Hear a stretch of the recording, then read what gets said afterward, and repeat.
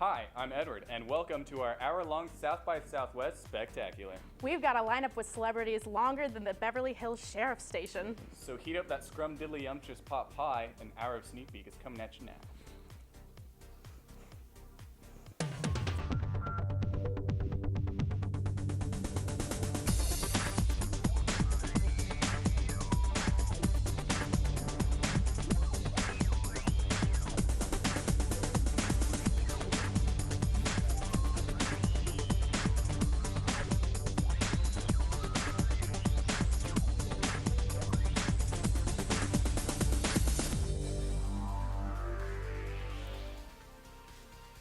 Welcome to Sneak Peek. I'm Edward. And I'm bleeping Ellen. What was that? What are you doing? I'm self-censoring. You know, because of the FCC and all that bull bleep. Oh, so like bad words. Oh, my bleeping God, Edward. That was the bleeping worst segue I have ever heard. Well, I'm trying, but speaking of trying, here's Olivia at the red carpet for bad words. Let's roll it.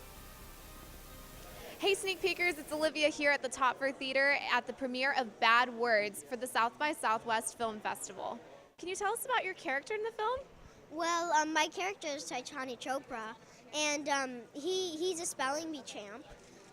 So he is a bit awkward and confident at the same time, and that was a bit challenging to play. And he's just unfazed by guys' mind games and stuff. All right, and so the next question, it's something I've always wanted to know. So, child actors, young stars, in this movie you speak some pretty bad language. So do you ever get in trouble with your parents for saying that, even though it's just for acting? Well, my dad said that if it's part of the character, I'm allowed to say it. But if it's not part of the character and I say it at home, I'm not going to be allowed to act anymore. Oh my gosh, and so will you be able to watch the movie? I've already watched the movie. This is going to be my 4th time. And though my dad always says that I have to censor myself, and I do.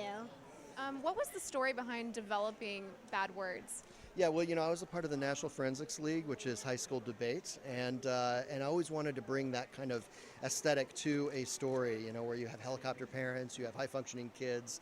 And then I saw the documentary Spellbound, and as I was watching it, I was remarking to myself, those kids are a bunch of weirdos. But I was one of those weirdos when I was in debate, and so I thought to myself, what would happen if grown-up me was able to pick on younger me? And that's how it kind of all started for me. All right, so how would you best describe this film? Ooh, I think it's a film, in my mind, it's a film about people coming together. In truth, it's about somebody who doesn't really have a family, and by the end, it's about his exploration of family. And I'd like to think of it that way, not just a story about a guy, slinging insults at kids. In addition to being the star of the film, Bad Words is your directorial debut. So what factors kind of drove you to playing that role? This guy's really unlikable on paper and even on screen for a bit, and then you kind of start to hate yourself for liking him and then maybe rooting for him, and I thought that might be a fun challenge to play and also to direct. The film kind of has a different feel, a little bit of a rawness to it, and that's the kind of movies I like. So. All right, and so this film heavily revolves around spelling bees. So did you ever compete in spelling bees as a child? I did. I had one spelling bee in 5th grade. I forgot the W in answer, and I haven't gotten any smarter since, but I do know how to spell that word, though. And so last, how would you, what should viewers expect from watching this film? Well, I hope that they like it. I hope that they laugh a lot, and I hope that they get a little bit of the different sort of, it's not a studio comedy, it's something with, it's got some frayed edges, emotionally, comedically, so I hope they dig it. Awesome, well it was very nice to meet you and best of luck with your film. Thanks a lot. Thank you. Okay, Edward, I want you to tell me honestly, what do you think Kristen Bell's character Veronica Mars's best qualities are? Probably that she's hot. Okay, but I was thinking more along the lines of brave or courageous. She's also hot. That's just kind of what she is, Okay, you are no help. So good thing we have an interview with Veronica Mars done by our own Jenny. Roll it. Hi, I'm Jenny. We're from the University of Texas. Oh, hey! Yeah, I know, right? All right. So huge congratulations and a big thank you from all the fans for making this film. Thanks. What are you hoping the fans to get from this film? Resolution, satisfaction, their money's worth. You know, that's my big hope. You know, I try to tell myself I know that maybe the 91,000 backers, not all 91,000 will get what they want, but I hope by and large the fans will be thrilled with the movie and happy with where it leaves Veronica. Yeah. Was there ever a doubt that you wouldn't get enough the funds through Kickstarter? I was so confident for months trying to convince Warner Brothers that we could do it. I even urged like a higher number for our Kickstarter goal. And I was very confident. And then the night before we launched, I had this moment of this night of no sleep when suddenly I thought, what if we've been listening to the same 20 crazy fans for the whole 7 years? What if we fall on our faces tomorrow? And then that kept me up all night. And I think it was only about an hour in when I realized, oh no, they're here. They're showing up. Yeah. If you had continued to the show, do you think Veronica would become different than what she's in the movie? Like, why did you go lawyer out instead of FBI?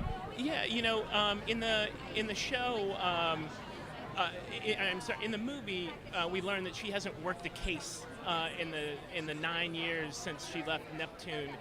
Clearly, if there had been a TV show, she would have needed to be working cases. She would not have given up the business, or there would not have been a show. And then she might have ended up in the FBI. I was certainly considering that, but it made for a better movie with her not. I'm excited about the direction the movie went. Why does Veronica go back to help Logan, even though she hasn't seen him for 9 years? Besides, it's obviously the whole plot of the film. Her loins. Her loins bring her back to Logan every time. Yeah, no, they have a passion that they just can't live without each other. So I think they will always intersect. No matter what. Yeah. What inspires you the most about Veronica? I'm inspired that Veronica really owns who she is and her point of view, and she stands up for what she believes in even when no one stands with her. I think that's a really, really hard thing to do, and Rob writes it in such a way that it's very realistic and that she's very vulnerable and confident at the same time. And that's what I admire about her. Yeah, she's a really great role model. You and your husband have gotten a lot of success with this whole no kids paparazzi policy going on. Were you expecting people, some outlets to really get behind you and stop taking pictures? Not at all. I don't think we expected any support, really. I just knew that I wasn't sleeping well at night knowing I wasn't talking about it. I believe that it's not a celebrity issue, it's a parenting issue, and I know other parents would feel strongly about strangers taking pictures of their kids, and so I just wanted to open up that conversation and say something kind of nasty is going on behind the scenes, and I had no idea, though, that everybody would be so supportive. Yeah, well, good luck with that. Thank you so much. I'm excited to see the film. So, did that interview want to change your mind? I mean, she's beautiful and smart And hot. Okay, Edward, you are stressing me out. My mommy tells me I tend to do that to people. Let's take a quick break. We'll be right back.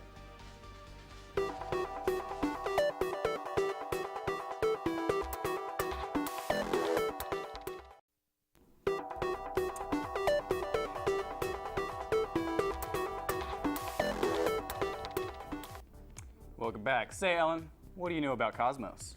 Oh, yeah, I learned like 38 sex tips that'll drive any man wild. No, not that Cosmos. I mean Cosmos, the rebooted space thing on Fox with Neil deGrasse Tyson.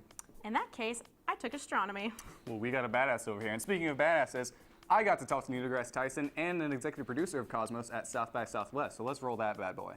I've been doing a lot of research on this movie. It's a big movie, or not movie, TV series. Yes, yeah, but I'm glad you think of it as a movie. Oh, yeah. Because it has movie quality and production values. Yes. So, just a little background. What are the Cosmos? 2 sentences maybe.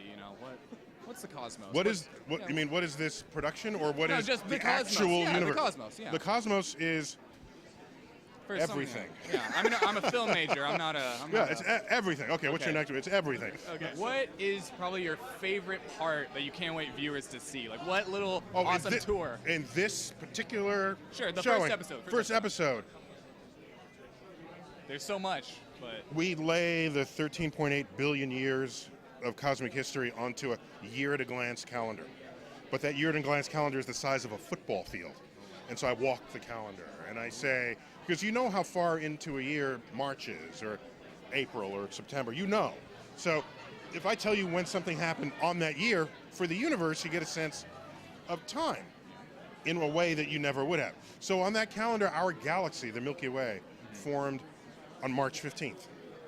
Our solar system, Earth, Saturn, Mars, the Sun, formed August 31st. That's pretty late in That's the year. late. That's late in the year. See, now you know. If I just said it formed 4.5 billion years ago, you're not thinking that's late.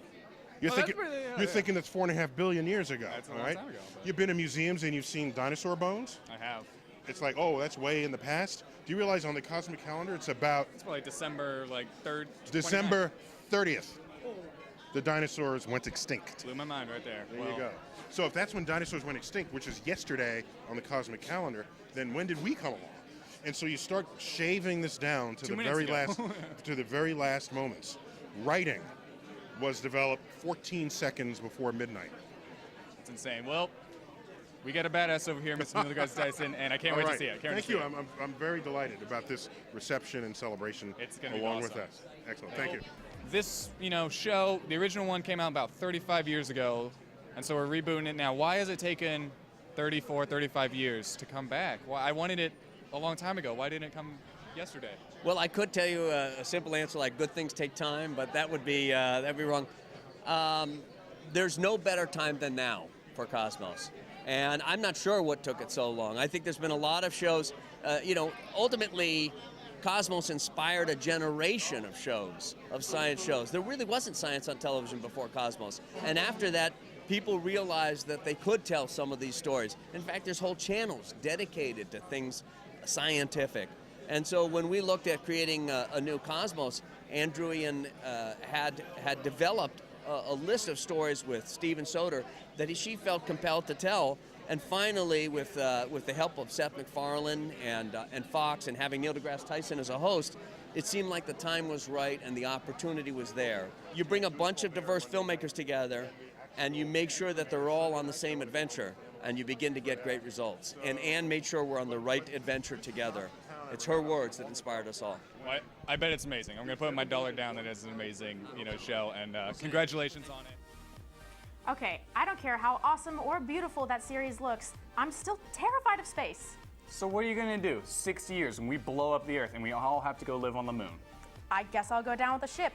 It's not worth living in space. Well, speaking of people in space, sneak peeker Jewel got to talk to the people from Space Station 76. Hit it! Hey sneak peekers, we're here at the premiere of Space Station 76 to interview the cast and crew of the film. Check it out. I really hope that we did capture exactly what people thought the future would be like in the 70s. I mean, certainly it captured what I had hoped the future would look like. And why we said it then was that I really wanted to tell a story that kind of explored what it was like to be a child in the 70s in the suburbs, which was my experience. And it seemed like setting it on a spaceship was the perfect metaphor for the isolation and the loneliness some people were feeling out there in the suburbs. You have a character, Donna, in the film. Tell us a little bit more about her character. Yeah, she's delicious, first of all. She's so interesting to me because she, to me, embodies so many things about the 70s. She's a little bit of a holdover of the 50s, I would say, so she's not a particularly progressive person, has a lot of old-fashioned ideas, but is very controlling, very angry, kind of my forte. Anyway, and so she has a lot of tension about the dynamics of the ship. She wants to keep it controlled, she wants to keep it in order, and she's not very comfortable when someone comes in and challenges that, least of all a newcomer like Jessica, who comes in and is an assistant captain and is kind of cutting edge of future feminism. I know that you play Captain Glenn in this film, and so he's a kind of a complex character. He's emotional and a lot of things. Do you feel like you really relate to him, or kind of the opposite? Well, I think we're all complex. I think you just have to figure out what the complexity is. I think that's part of the fun. And when you find a character that maybe I don't have the same struggles as Glenn does, but that's when it becomes fun to play. And if Omega 76 space station was a real space station, would you want to live on it or no? I don't know. I lived in the city for a long time. I need some grass and some trees and a place for my dog to run and my boys to run around in. So I think I'd go there for a little while and then then come back home. So your character is Ted in this movie. Yeah. So tell us a little bit more about him. Ted is the mechanic on the space station, and much like a typical guy, he wants to fix everything. And, you know, he's one of those guys where just no good deed goes unpunished. He's really trying to be the best husband he can be, the best father he can be, and it all just continually blows up in his face. And he's sort of realizing that this perfect life that he's working so hard for isn't really all it's wrapped up to be, and maybe his happiness lies in a different place. Well, I think my character is a slightly damaged woman who's popping pills, and I think is already a vulnerable person. But then I think when Liv Tyler's character shows up, I see her as a threat. She develops a connection with my husband, played by Matt Bomer, and she develops a relationship with my daughter. And even though I'm kind of a checked out wife and mother, I'm threatened that she's trying to like sort of swoop in on my territory. And it's, you know, the balance, sort of her arrival throws off everyone's equilibrium, and all of our secrets come out by the end of the movie. And what was one of your favorite parts of filming this movie? Do you recall? Filming it? Well, I like to say Matt and I had barely met, and we shot our first scene together, and it was a scene where I'm lying in bed next to him while he masturbates with a robot hand. I think that pretty much sums up my experience on the movie. You're like, okay, we're here, and let's get this party started. Hey Ellen, did you know that in space no one can hear you speak? Ellen in space, no one can hear you speak. Ellen. We'll be right back. Ellen.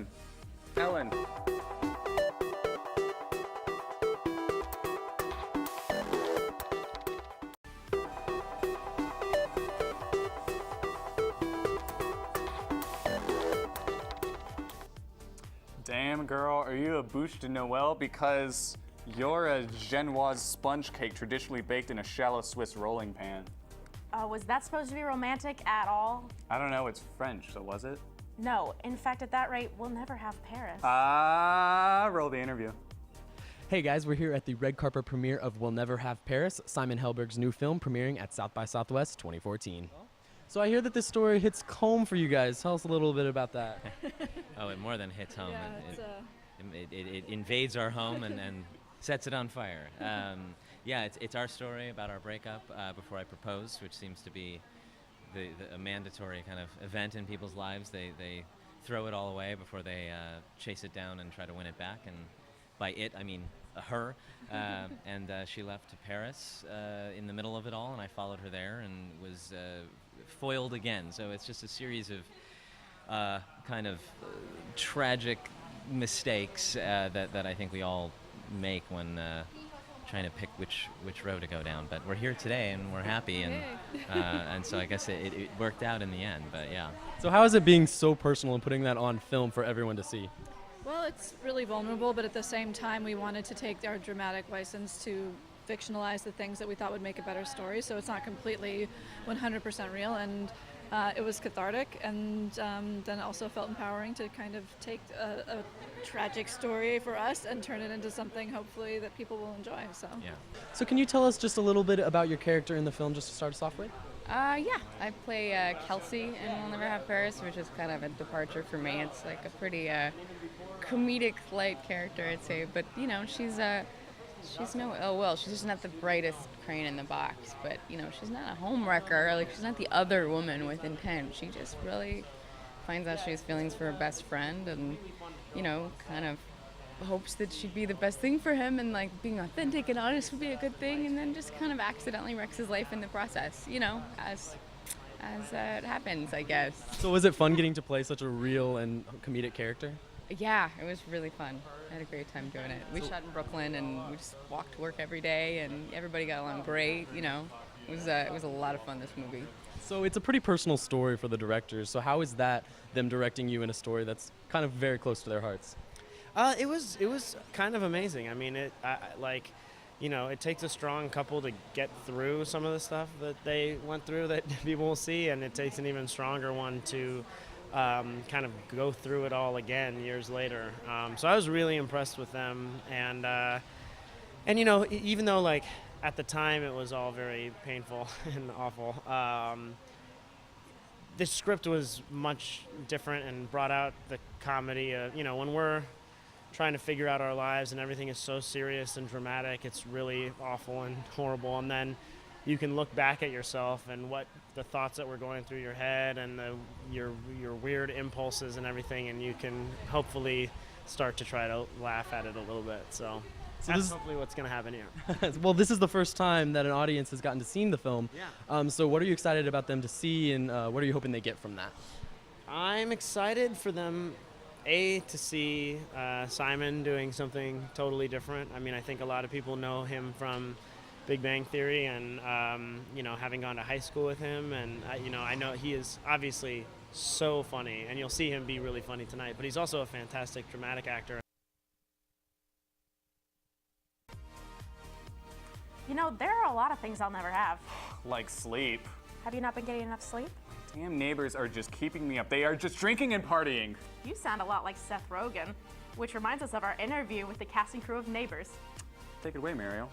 What do you got there, sweetie? Is that a balloon? That's not a balloon! Oh, Jesus! So can you guys tell us a little bit about your characters that you play in the movie? Yeah, I play Pete, who's the vice president to Zach's president, and I'm like the slightly more nice, smarter. I have more morals than Zach, but I'm pretty much the same character as Zach, but just with more morals. Yeah.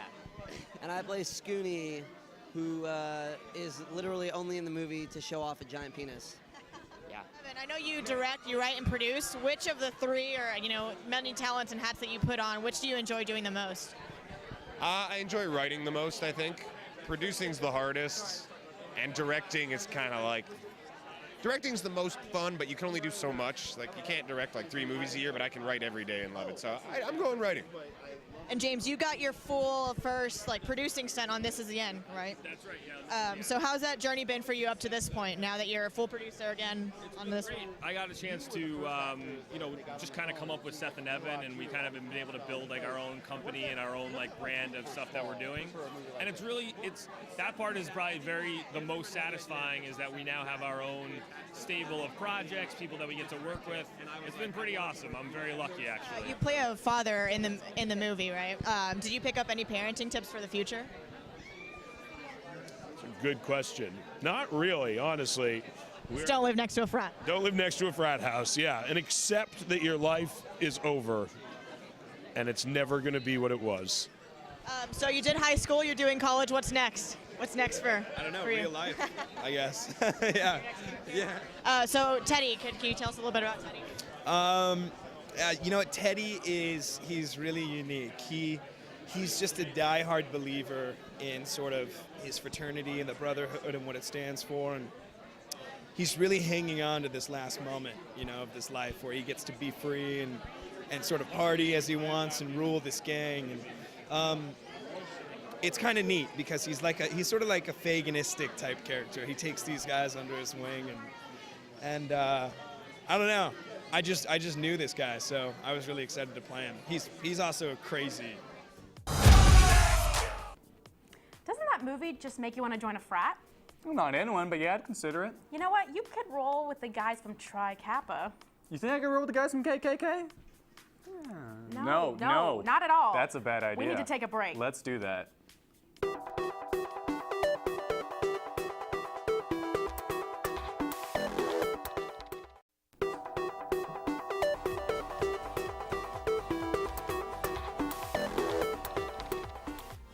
All right, Ellen. What if I told you I were actually a 90-year-old vampire? I would believe you.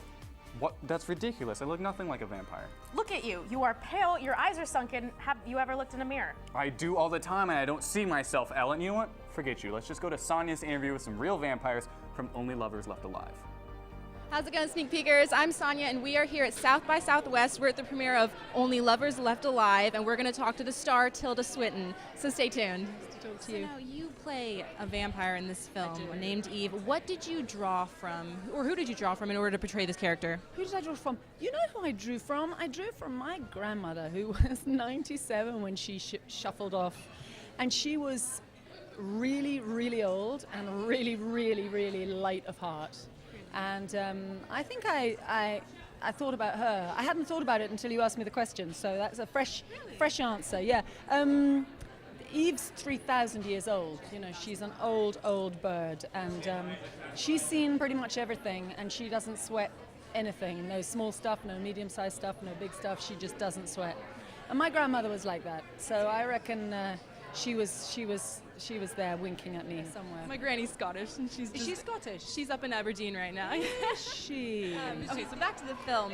So, what was it like working on set? What was the atmosphere like? Because it seems as though this film is very romantic yet eerie at the same time. It's really, really easy working with Jim. It's very kind of loose. He's pretty nocturnal, so you get up quite late, you rock over to the set, you all hang out and talk about things for a few hours, and then at the end of the day you start filming. So it's a little bit what I imagine, not being a musician, making an album is. You know, you sort of jam and then you'll finally put down some tracks. Yeah. And then it's like 3 o'clock in the morning. Then you go to sleep. It's very relaxed, it's very familial, you know, he's super cool. And you enjoyed working with the entire cast, I'm sure. Your character is older than Adam. Oh. Eve is quite a bit older. Times as old. And how does that influence their relationship, you think? She's seen more. When he gets low, which he does in the film, she's able to say, listen, dude, you know, get real. This is nothing. We've seen worse than this. You know, she's got a perspective and a kind of relaxedness that he hasn't got. He's just too young. He's too young to understand. 500 years old. We hope you've been enjoying our South by Southwest spooktacular. And the chills will continue with our next interview. Ooh, what goblins and ghouls do we have next, Ellen? Oh, just the wee devils from, look, I cannot do It's this anymore. really bad. It's 13 cents with Morgan. It's just 13 cents. Roll it. Hey sneak peekers, Morgan here at the red carpet for 13 Sins. We're here to talk to the cast and crew. Check it out. So tell us a little bit about your character in the film. I'm a guy who's struggling to provide for my family, and I get a mysterious phone call to participate in this really up game where I just throw all my morality out of the window for money. Yeah, that's the guy, that's the dude.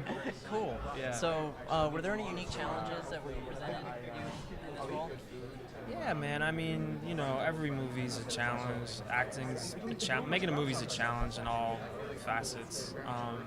But it was kind of like it was a lot more physically demanding and kind of like a little bit more of an action movie for me. Something I've never really done before.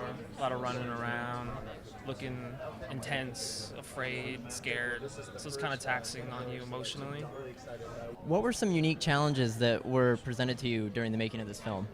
Well, my first two movies are fake documentaries, so it's a completely different, it's a documentary feel.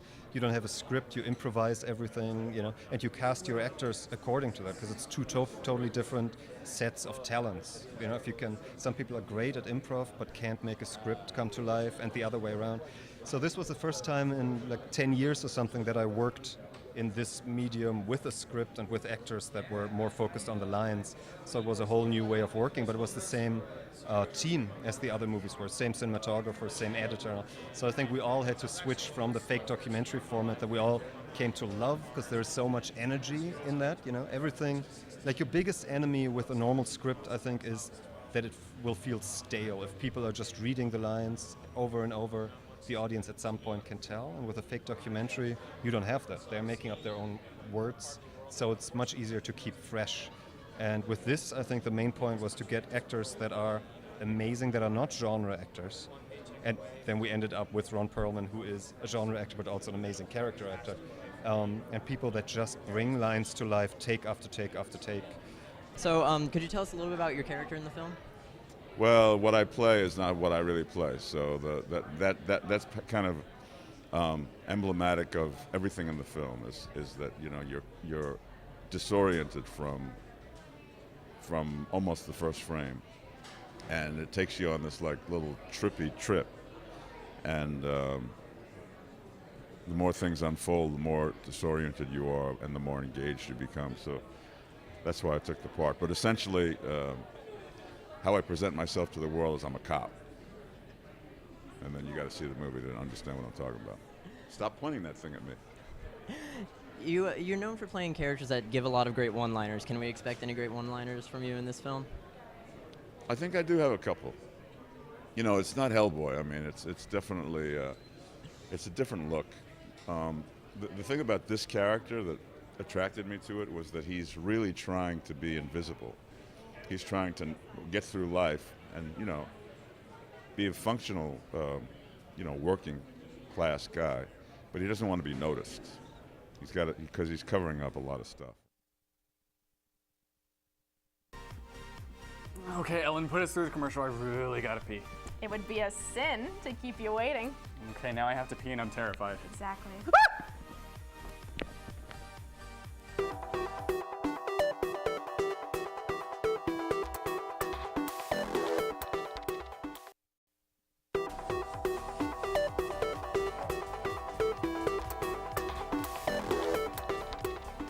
Welcome back, welcome back! You know what, Edward? You've always reminded me of a late night show host. You know what? I literally sit in my room hours on end every night to come up with jokes for you people to just entertain you. You know what? It pays off. But who would you say is your favorite late night show host? Definitely Stephen Colbert. You sure it's not Jimmy Kimmel? Pretty sure it's Stephen Colbert. Okay, because if it was Jimmy Kimmel, that would be a great coincidence since our next interview is with Jimmy Kimmel. Well, it's not, Ellen. Okay, just play it. So taking your show on the road is a big deal and a lot of work. Why did you decide to come to Austin for South by Southwest? You really want to know the reason why? Yes. This sign, they said they had one of these, and I said, well, you know what? If they made one of these, we should come here. You gotta go. But I don't have to tell you, Austin is a lot of fun. I mean, why did you come to school here? Not for learning, right? It's for fun, right? It's a lot of opportunities. And a lot of opportunities, yeah. No, yeah, there's a lot going on here, yeah. So you've been to Austin several times now. What's your go-to place to visit? Maybe a restaurant or just a location? My go-to place, let's see. Boy, there's so many. It's hard to say. Usually I stay at that Hotel San Jose, which I like, and I like to. Within walking distance, there are many great places. There's that Italian place, Inateca. There's that the home slice pizza, and I love the breakfast tacos. We weirdly don't have those in LA. We have breakfast burritos. Yeah.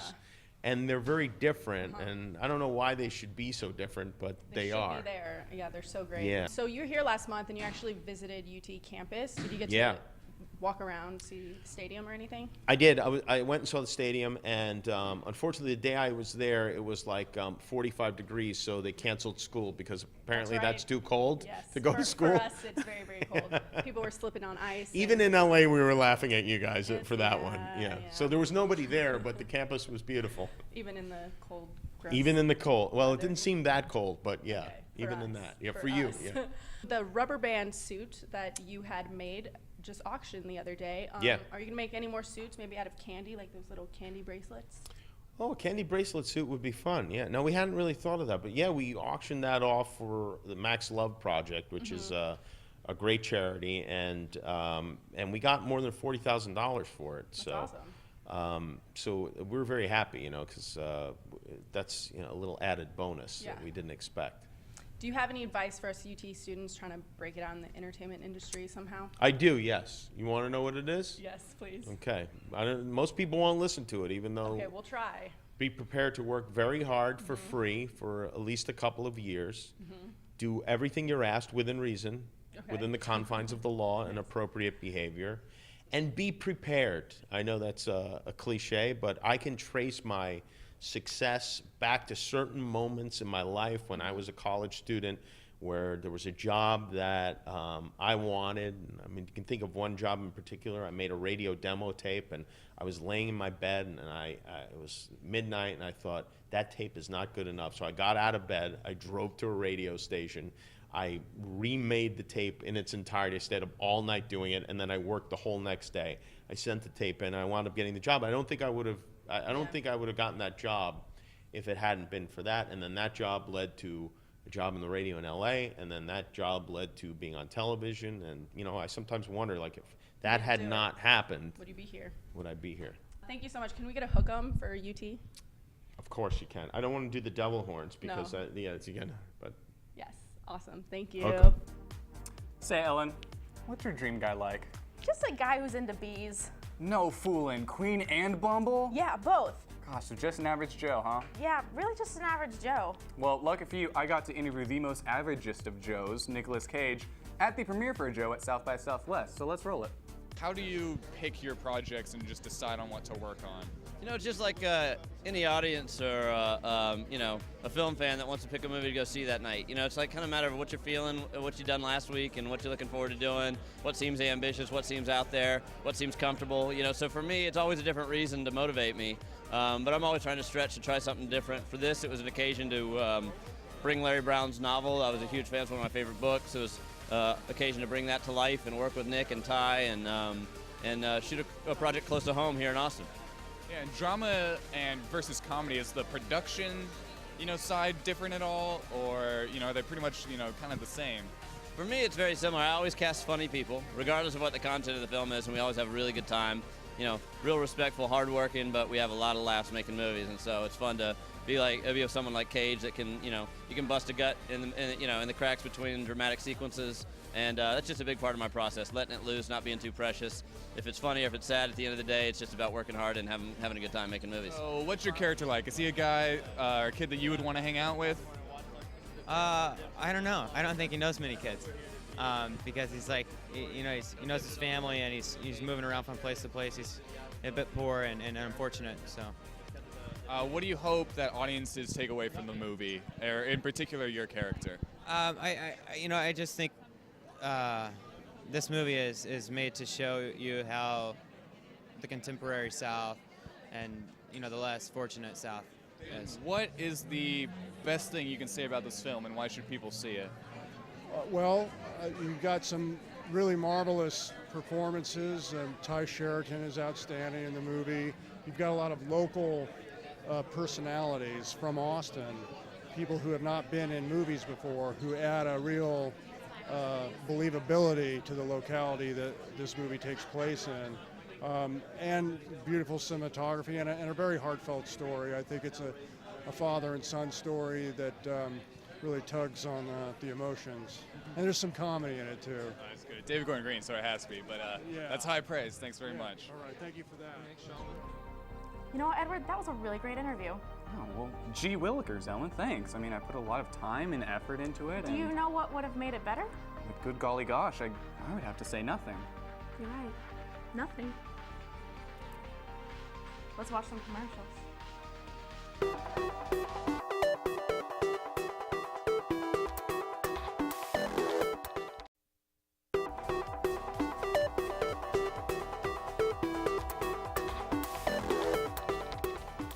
Welcome back. Man, Ellen, you know what I need? I need myself a little night in Old Mexico. That's what I need. Are you talking about the movie A Night in Old Mexico? Nah, man, I'm talking about a little R&R, a little sunshine tequila. That's what I'm talking about, yeah. Okay, well, I think the interview is gonna have to do. Roll the tape. Hey sneak peekers, I'm Selena DePaz, and I'm here at the Paramount Theater for the premiere of A Night in Old Mexico.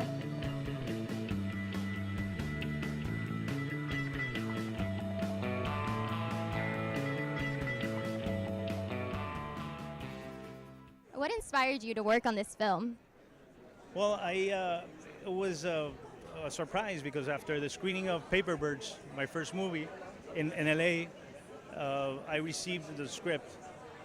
I was willing to shoot another script that I had written, but when I read And I Don't Know Mexico and knew that Bobby Duvall was attached, I said, well, take me, and then the rest is history. I flew to Virginia. I spoke with Bobby.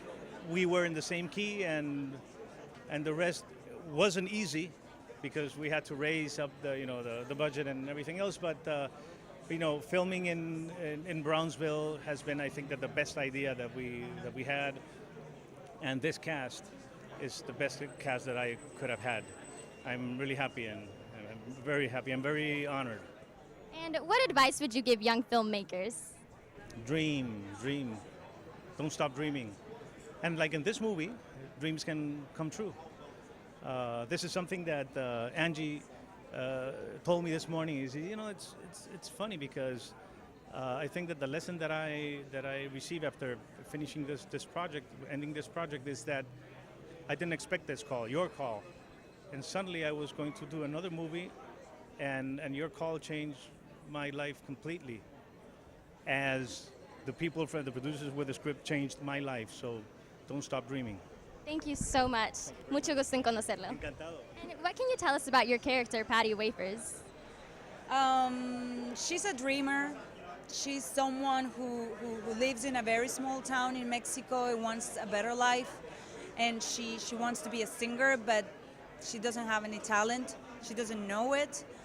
And she's very lonely. And maybe she's not going through a really hard time because she's realizing that maybe it's a little too late to continue pursuing this dream. But something amazing happens to her and her life completely changes in the movie. You have a huge list of accomplishments. What would you say was your favorite film to work on? Yeah, there are quite a few. I would say not my favorite film. Probably my favorite part would be Augustus McRae and Lonesome Dove. But this is kind of a great nephew of that guy in this, so I love very much this. We're working on Night in Old Mexico. And are you anything like your character in A Night in Old Mexico in real life? You have to be. You have to be. You have to find in yourself what is called for in a given script and a given character. So you always transfer it and shift yourself to be incorporated as that character. Yeah. So you always find in yourself what the character calls for. There have been parts that I couldn't play. I felt I couldn't do because I couldn't identify with him. But this guy I can identify with pretty easily. All right. Thank you so much, Mr. Duvall. Pleasure to meet you. Say, Ellen, have you ever posted a Craigslist ad? I don't think I should say. No, mysterious. It's nothing. Oh, it's something. Don't look at me like that. Just play Chelsea's interview with the cast and crew of Creep. Only if you tell me first. Nunca. Hi, Sneak Peek. I'm here today at the Stateside Theater where I'll be talking to the cast and crew of the film Creep. You are starring in this film, Yep. correct? And you wrote it and you produced it, correct? So with that, what drew you to want to star in it? Well, you know, this is a kind of a smaller film that was made with a group of friends, and it was always built as a starring vehicle for me and Patrick. We're very close friends, and we wanted to build a movie that was hopefully, you know, sort of an introspective movie about the odd relationships that can develop from Craigslist encounters and how that can be fun and exciting and also a little dangerous. Now, this is a thriller or a chiller, would you say? What kind of genre? Yeah, I don't like putting the labels on it. It's got some scares in it. It's got some funny stuff. It's got some unexpected things. We like people to just come see the movie and see for themselves. So you do a lot of comedy. You've done comedy in the past. I have. And this is different from that. So how did you have to prepare yourself to play the role of Joseph? Well, you know, it's not so much a different preparation. You know, Joseph's just a different kind of guy, and Aaron, the character he plays, is a different kind of guy. And the truth of the matter is, there's a lot of funny stuff in this movie, and there's a lot of very, very strange and unexpected things. So it's not that I'm playing it differently, it's just that the situation is different. You co-wrote with Patrick. Mm-hmm. Yeah, so do you have a favorite part that you guys got up together, a favorite memory from adding to this? Well, you know, the way we made this film was sort of unique because we shot, and then we would edit, and then we would screen for people and go reshoot and then edit again and screen and reshoot, and we kept doing that. And it's a lot like how John Cassavetes used to make his movies.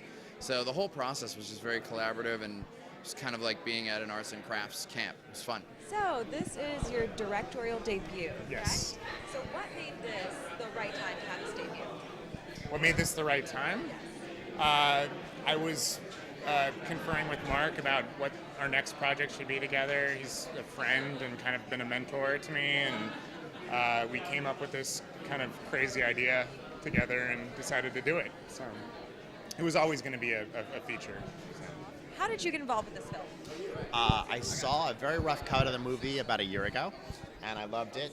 And we worked on a lot of post-production, and we did an additional shooting, and that was a year ago. So here we are now. That's how we got involved.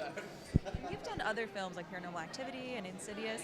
What makes this film different from the rest of those? This film is different because it's very hard. At this point, I think found footage generally is a little bit tired. So it's very difficult to find concepts that you can only tell in a found footage way. And what I loved about this movie is there's no normal way to shoot this movie. The only way you can tell it because of the story is through found footage. So I thought that was very compelling.